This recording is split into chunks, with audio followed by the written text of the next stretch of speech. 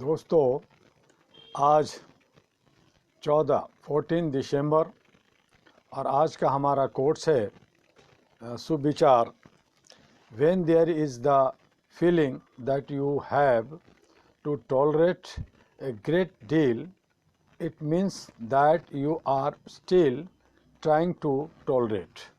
और इसी विचार सुविचार के साथ हमारे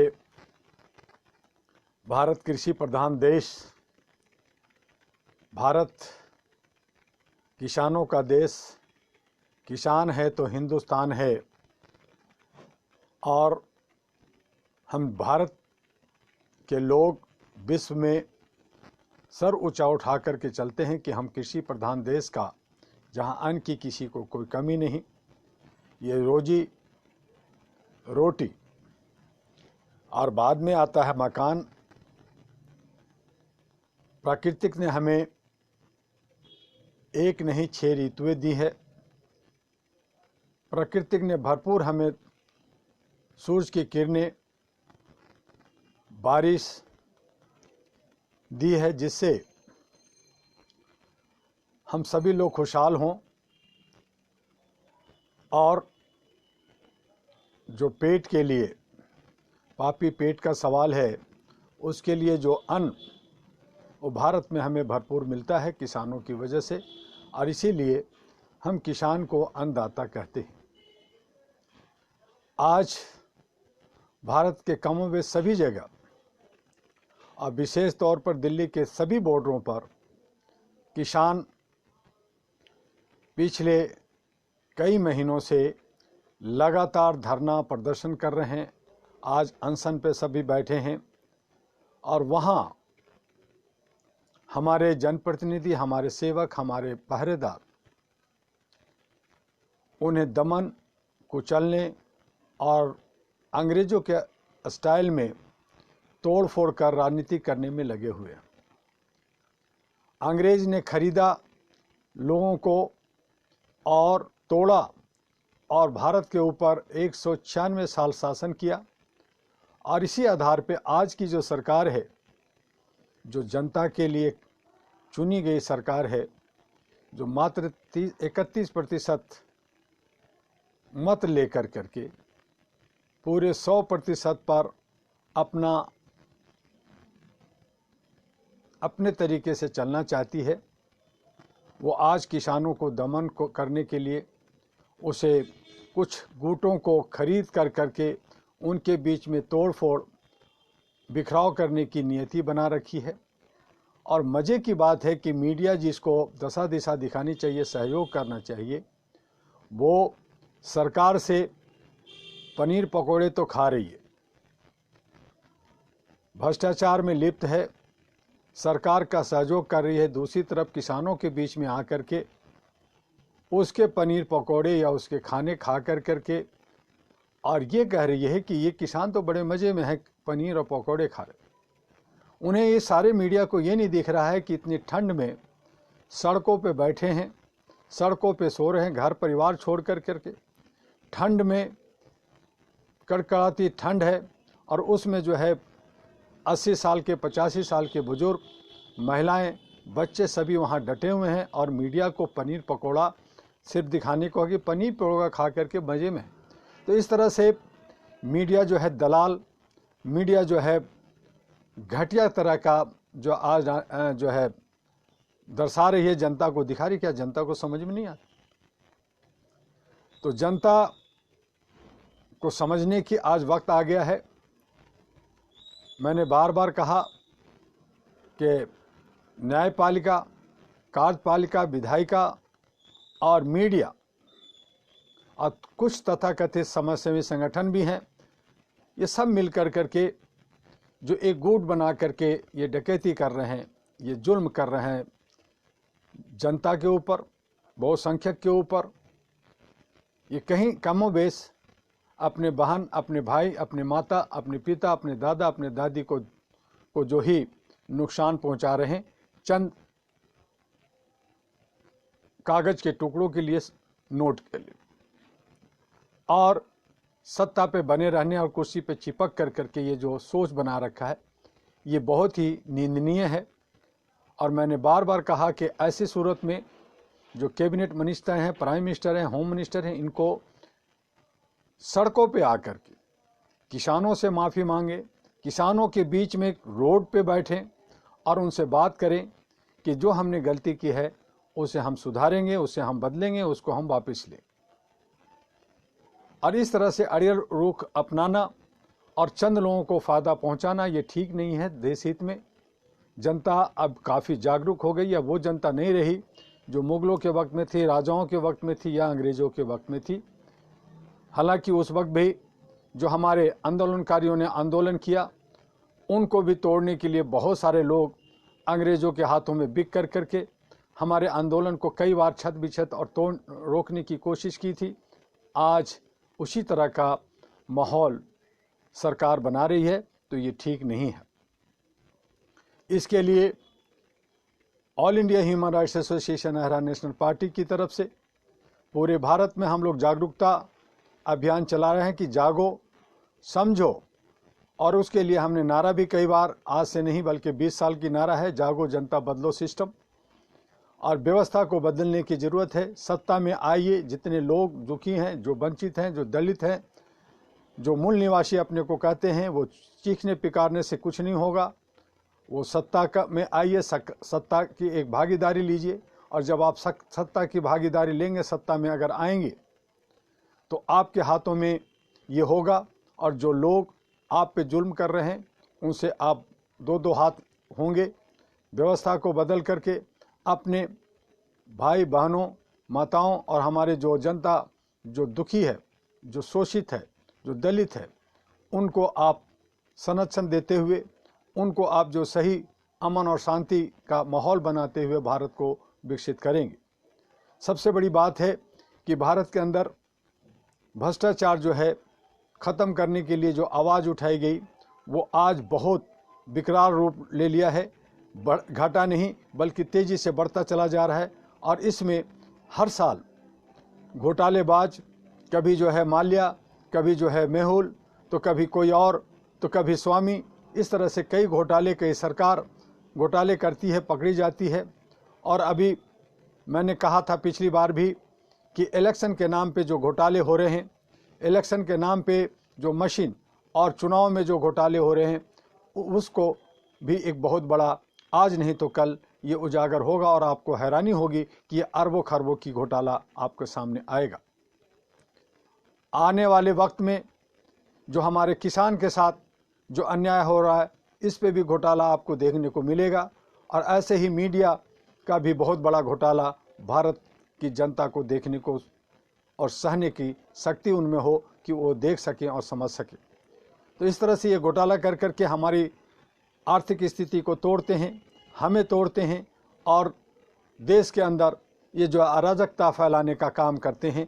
हमें सावधान होकर करके इन तमाम ऐसे विघटनकारी, ऐसे कीड़े मकोड़े, ऐसे दलाल, ऐसे अंधभक्तों का विरोध करना चाहिए और जहां मिले इनके पिछवाड़े पर डंडा मारना चाहिए। ऐसा होना चाहिए। आज सरकार और इसके लोग हमारे भोले भाले किसानों पे पानी फेंक रहे हैं, हमारे डंडे बरसा रहे हैं, उनको जो है खदेड़ रहे हैं। और ये जो बहुत सारे पुलिस के सारे जो है स्कोर्ट्स सारे लगा रखे हैं, सेना के सिपाही सभी लगा रखे हैं। तो ये जो है पैसा जो है जनता का है, जनता का टैक्स का है। और ये जो है मौज मस्ती कर करके बड़े बंगलों में और हेलीकॉप्टर में रह कर करके चल कर करके ये जो मौज मस्ती कर रहे हैं, और ये जो लाख लाख रुपए केजी का मशरूम और खाना खा रहे हैं, पार्लियामेंट के अंदर 12 रुपये प्लेट बिरयानी खा रहे हैं, 2 रुपये दूध मलाई मार करके कॉफ़ी और चाय पी रहे हैं और रसगुल्ला खा रहे हैं। और जनता, अगर किसान जो खेती करती है, वो अगर अपना बना करके अपने अनाजों से अगर वो पनीर खा रहा है, अगर वो पकौड़ा खा रहा है, अगर वो काजू और किशमिश थोड़ा सा बांट करके आपस में उनको ताकत दे, हिम्मत दे रहे हैं, तो ये मीडिया जो है उसको मजाक उड़ा रही। तो ऐसे ये मीडिया को भी जो है, ऐसे मीडिया को ना सुने, उनको जो है खदेड़ करके भगाएं, उनको उनकी औकात दिखाएं और अच्छे सच्चे मीडिया को साथ दें। और जो गलत हैं वो जो है सरकार के जो पट्टू हो गए हैं, उनको आंदोलन से बाहर करे। और जो गलत तत्व के लोग हैं, किसान बन कर करके या लीडर बन करके या समाज सेवी संगठन बन कर करके जो हमारे आंदोलन को, किसान भाइयों के ताकत को तोड़ना चाहते हैं, उनको भी आसपास में अगर आपको समझ में आता है, उनको भी पकड़ करके उनके पिछवाड़ों पर डंडे मारने की ज़रूरत है। आज हम सभी अन्नदाता की मांगों को नज़रअंदाज कर रहे हैं। ये बहुत बड़ी भूल कर रही है सरकार। सब मिल कर करके और किसानों को साथ देना चाहिए पूरे भारत का। और इसीलिए All India Human Rights Association अहरा, जो भारत के 7 लाख से ज़्यादा सदस्यों और उसके वेल विशर्स और 36 राज्यों में हम सभी से अपील करते हैं कि आज किसानों को चाहे जिस भी रूप में आप जितना हो सके, जैसे हो सके, चाहे उनको समय दे करके या दूसरे तरीके से आप उनको सहयोग करें। हालांकि वो सक्षम है अपने आप में, लेकिन उसके बाद भी हमें मोरल सपोर्ट उन्हें देने की ज़रूरत है। और इसीलिए मैं कमोबेश कई बार बॉर्डर पे रात के वक्त में या जब भी हमें मौका मिल रहा उनके बीच में जा रहा हूँ। मैं उनके बीच में कोई फ़ोटो, कोई वीडियो नहीं बनाता, क्योंकि वो लोग या दूसरे लोग ये ना समझे कि मैं वहाँ राजनीति करने या अपने ऑर्गेनाइजेशन को चमकाने गया हूं। इसलिए मैं उनके बीच में कोई फ़ोटो, कोई वीडियो नहीं बनाता। उस वक्त हमारे मोबाइल स्विच ऑफ होते हैं और हमारे साथियों से भी बात नहीं होती। उसके बाद मैं आप लोगों को ये बताना चाहता हूं कि मैं किसानों के साथ हूं, आप भी किसानों के साथ हों। किसान जो है में किसी तरह का कोई राजनीतिक, चाहे कोई भी पार्टी के लोग हों, अगर वो राजनीति का रूप देख रहे हैं तो वो अपने को जो है दूर करें। और ऐसे लोगों को हमें दूर करते हुए इस आंदोलन को, मुहिम को बताते हुए सरकार को, सबको बता दें कि हम अपनी मांगों के लिए पीछे नहीं हटेंगे। और हमारा ये देश है, हमारा ये कृषि प्रधान देश है और इसमें किसी का दखलंदाजी मंजूर नहीं होगी। जब हम अंग्रेज़ों को भगा सकते हैं तो आपको भी भगाएंगे। और इस तरह का जो अंग्रेजियत जो शासन जो किया जा रहा है अंग्रेजी स्टाइल में, उसे आप ख़त्म करें, नहीं तो एक और क्रांति पैदा लेगा। और समय समय पे ये आवाज़ हम लोग उठाते रहे हैं। आइए, हमने जो कुछ हिस्सा जो छोड़ा था भ्रष्टाचार और मानवाधिकार के हिस्से में, और कहा था कि राजनीतिक किस तरह से भ्रष्टाचार फैला रहे हैं, न्यायपालिका किस तरह से फैला रहे हैं। और हमने ये भी कहा कि जब 1991 से भारत में जो आर्थिक उदारीकरण का दौर शुरू हुआ, वैश्वीकरण के इस युग में भारतीय अर्थव्यवस्था को मजबूती देने के लिए तमाम तरह के प्रयास किए गए। 1991 से शुरू हुआ उक्त सिलसिला अभी तक अनवरत लगातार चल रहा है। उदारीकरण के दौर के बाद भारत में औद्योगिक घरानों में काफ़ी छूट दी गई। लाल फीताशाही को कम करने का प्रयास किया गया। विदेशी निवेश को आकर्षित करने के लिए तमाम तरह के सुधार किए गए। वित्तीय प्रबंधन को राष्ट्रीय स्तर का बनाने का प्रयास हुआ।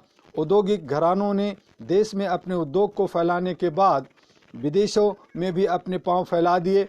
तमाम भारतीय उद्योगपतियों ने कई विदेशी कंपनियों को खरीद लिया। यह भारतवर्ष में उद्योग जगत की उजली तस्वीर है जो पूरे विश्व में चमकती हुई दिख रही है। उदारीकरण के दौर के बाद धीरे धीरे व्यापारियों, राजनेताओं, नौकरशाहों का एक नेक्सस बनता गया। इस नेक्सस से हर पक्ष ने फ़ायदा उठाने की सोची।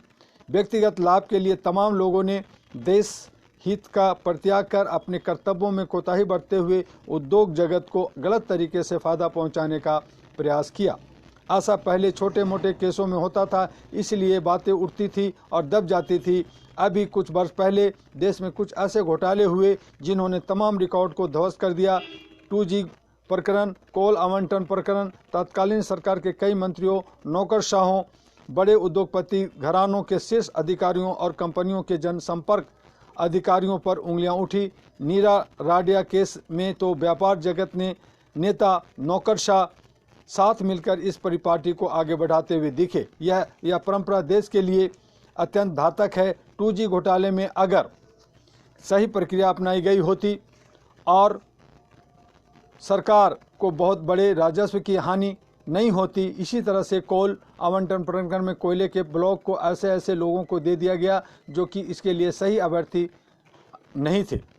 दूसरी तरफ मध्यम वर्ग या छोटे दर्जे के व्यापारी भी भ्रष्टाचार को बढ़ावा देने में काफ़ी में किसी न किसी रूप से लगे हुए रहते हैं। छोटे व्यापारी वस्तुओं की जमाखोरी करके दाम बढ़ाते हैं, बाद में कालाबाजारी करके पैसा कमाते हैं। इससे देश में महंगाई बढ़ती है। वे निम्न वर्ग तथा मध्यम वर्ग के लोग बुरी तरह से परेशान हो जाते हैं। कितनी बड़ी विडंबना है कि विगत कुछ वर्षों से इस देश में एक परंपरा सी बनती जा रही है कि किसी न किसी चीज़ की कमी पड़ ही जाती है। यह कमी ज़्यादातर कृत्रिम होती है, जमाखोरी द्वारा बनाई गई होती है। इस कमी को करवाने में भी कुछ नेताओं का ही हाथ होता है। कभी बाज़ार में टमाटर कम हो जाता है, तो कभी प्याज की कमी हो जाती है, तो कभी किसी प्रदेश में नमक ब्लैक में बिकने लगता है, कभी चीनी की जमाखोरी होती है, तो कभी सरसों का तेल की जमाखोरी होती है, कभी कभी तो आलू के दाम भी आसमान छूने लगता है। ये सब कुछ व्यापारियों एवं बाजारी करने वाले लोगों की मिलीभगत से होती है। इसी तरह की प्रवृत्ति भ्रष्टाचारी कही जाती है, जो कि मानवता के खिलाफ है, और ऐसी प्रवृत्ति मानवाधिकारों का घोर उल्लंघन है। व्यापार जगत के लोग पैसा कमाने के लिए व्यापार करते हैं, यह सच्चाई है, परंतु जब गलत हथकंडे अपनाकर पैसा कमाए जाते हैं, देश के राजस्व को नुकसान पहुंचाया जाता है, तो यह गलत परंपरा मानी जाती है। व्यापारी वर्ग को धन कमाने का अधिकार है, पर उनके लिए भी एक सीमा निर्धारित होनी चाहिए। देश व समाज को निचोड़ लेना और शासक वर्ग को भ्रष्ट बना देना अत्यंत ही निंदनीय है। मेरा मानना है कि इस तरह की प्रवृत्ति को बढ़ावा देने वाली व्यापारियों के काली सूची में डाल देना चाहिए। 2G स्पेक्ट्रम घोटाले या अन्य कई घोटाले जो व्यापारियों के नाम सामने आए हैं, देश को हानि पहुंचाने वाले औद्योगिक घरानों के खिलाफ कड़ी कार्रवाई करने का वक्त आ गया है। एक तरफ हमारे देश बड़े बड़े उद्योगपति विदेशी कंपनियां खरीद रहे हैं, दूसरी तरफ देश में पानी से लेकर सोना तक कई गुना महंगा हो गया है। व्यापारियों का कुछ सामाजिक सरोकार भी होता है। सामाजिक सरोकार के नाते भी उन्हें देश के गरीबों, दबे कुचलों, शोषित वंचितों की दशा को देखते हुए उन्हें यह तय करना होगा कि इनके आंसू कैसे पोंछे जाएं और इन्हें मुख्य धारा में कैसे शामिल किया जाए। बड़े औद्योगिक घरानों के लोग यदि देश से गरीबी मिटाने का संकल्प ले लें, तो एक दिन भारत में गरीबी नाम की कोई चीज़ ही नहीं रह जाएगी। मेरा मानना है कि प्राकृतिक संसाधनों के आवंटन पर सरकारी नीति को और सशक्त बनाने की ज़रूरत है। जिन नीतियों के तहत घोटाले होते हैं, उस पर सरकार को ध्यान देना चाहिए। जनता ने उसे अपने हितों के संरक्षण के लिए चुना है तथा उन्हें देश के संचालन की बागडोर इसलिए दी है कि वह भारत को विकसित राष्ट्र बनाए, यहाँ के सभी नागरिकों को सुख सुविधा मुहैया कराए।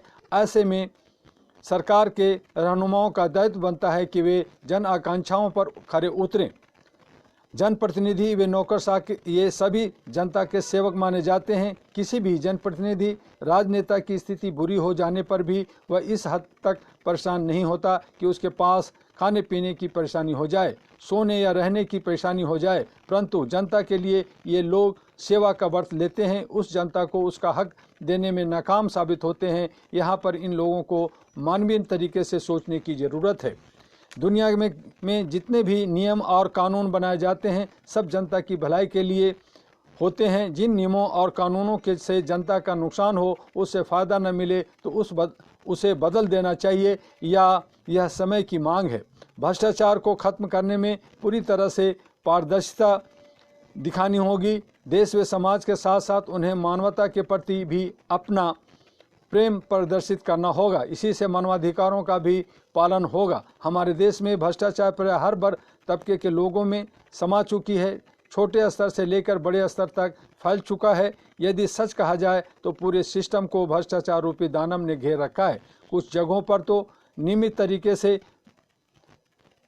लगे हैं भ्रष्टाचार में, जैसे कोई पुलिस वाला किसी गाड़ी को रोककर उसका लाइसेंस चेक करता है और कुछ कमी होने पर कुछ पैसा लेकर उस कमियों को नज़रअंदाज करते हुए उसे गाड़ी को छोड़ देता है। यह भ्रष्टाचार कहलाता है। यह प्राय हर जगह देखा जाता है। हर आदमी इसे देखकर आगे बढ़ जाता है, मानो उसके ऊपर कोई फर्क ही नहीं पड़ता।